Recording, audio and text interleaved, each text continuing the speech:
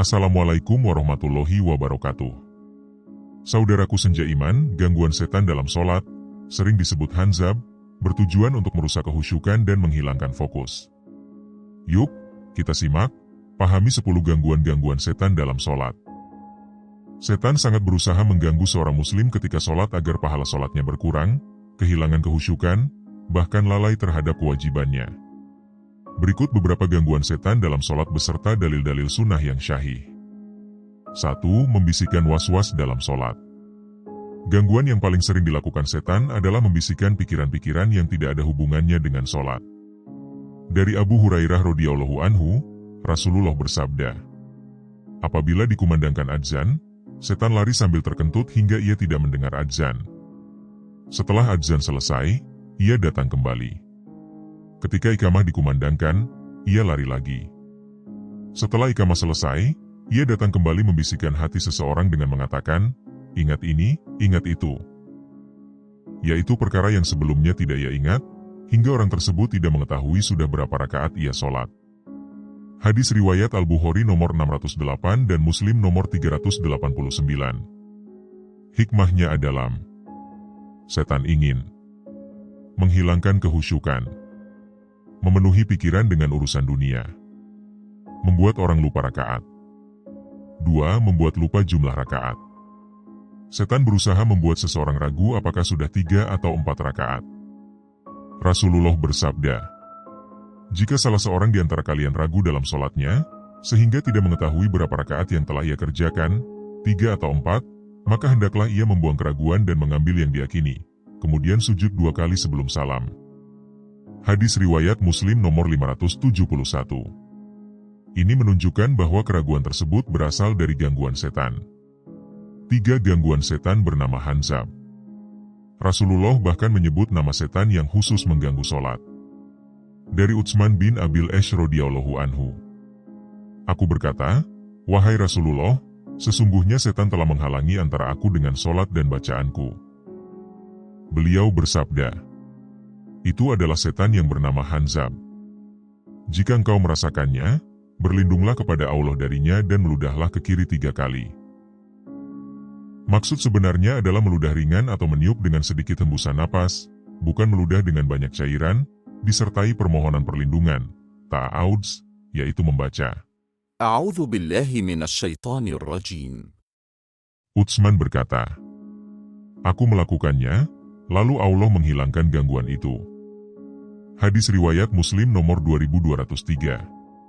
4. Membuat lalai terhadap bacaan. Seringkali seseorang membaca Al-Fatihah atau zikir tetapi tidak memahami apa yang dibaca.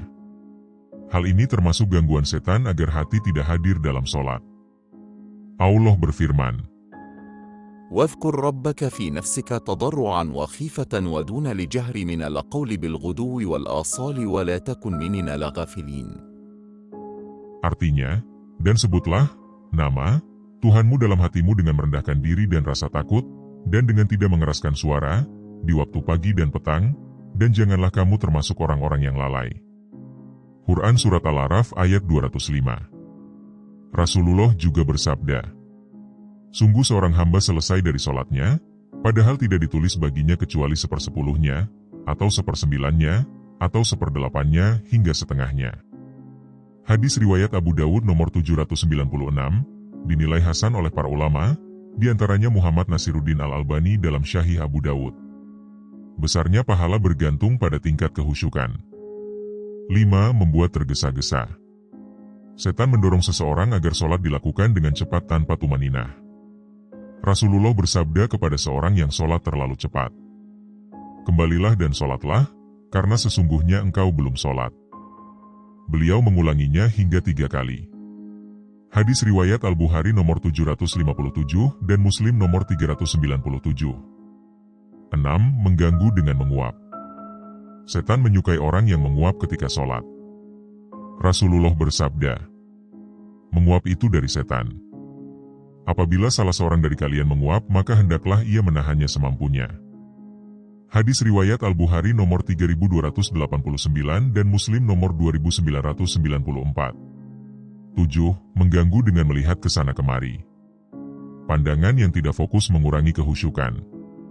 Dari Aisyah radhiyallahu anha, Rasulullah bersabda, itu adalah curian yang dilakukan setan terhadap sholat seorang hamba.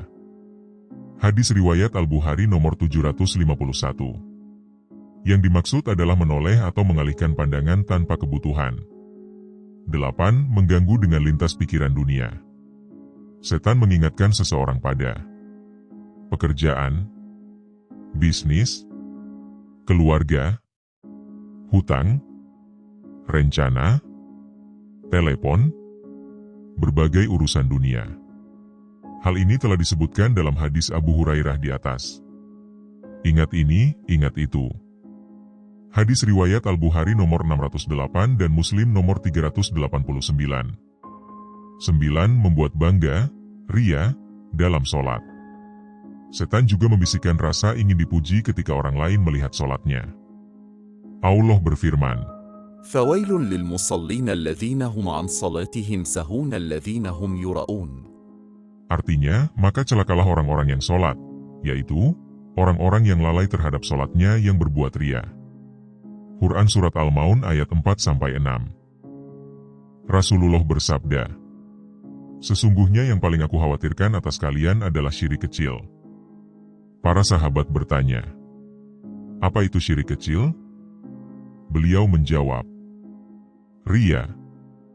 Hadis riwayat Ahmad nomor 23630, dinilai syahih oleh Muhammad Nasiruddin Al-Albani.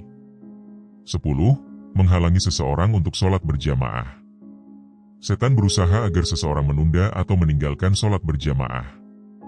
Rasulullah bersabda, tidaklah ada 3 orang di suatu kampung atau padang pasir yang tidak ditegakkan sholat berjamaah di tengah mereka, melainkan setan telah menguasai mereka. Maka wajib atas kalian berjamaah, karena serigala hanya memangsa kambing yang terpisah dari kelompoknya. Hadis riwayat Abu Dawud nomor 547 dan An-Nasai, dinilai hasan oleh para ulama. Cara menghindari gangguan setan saat sholat. Berdasarkan Al-Quran dan Sunnah, di antaranya, ikhlas hanya karena Allah. Berwudu dengan sempurna. Datang ke sholat lebih awal. Membaca doa istiftah dengan khusyuk. Memahami makna bacaan sholat. Berlindung kepada Allah dari setan jika muncul was-was, hadis riwayat Muslim nomor 2203. Tidak tergesa-gesa dan menjaga tumaninah. Fokus pada tempat sujud. Memperbanyak zikir sebelum dan sesudah sholat. Memohon kepada Allah agar diberi kehusyukan. Doa memohon perlindungan dari gangguan setan. Doanya adalah, اللهم إني أعوذ بك من الشيطان الرجيم ومن همزه ونفخه ونفثه. ya Allah, sesungguhnya aku berlindung kepadamu dari setan yang terkutuk, dari bisikannya, kesombongannya, dan godaannya. Hikmahnya adalah, berlindung kepada Allah dari gangguan setan, seperti setan Hanzab, saat sholat menjaga kehusyukan, mencegah rasa was-was, ragu jumlah rakaat, dan menghindarkan pikiran dari urusan duniawi. Ini merupakan perwujudan tawakal, mendekatkan diri kepada Allah, serta menjaga pahala ibadah agar tidak berkurang.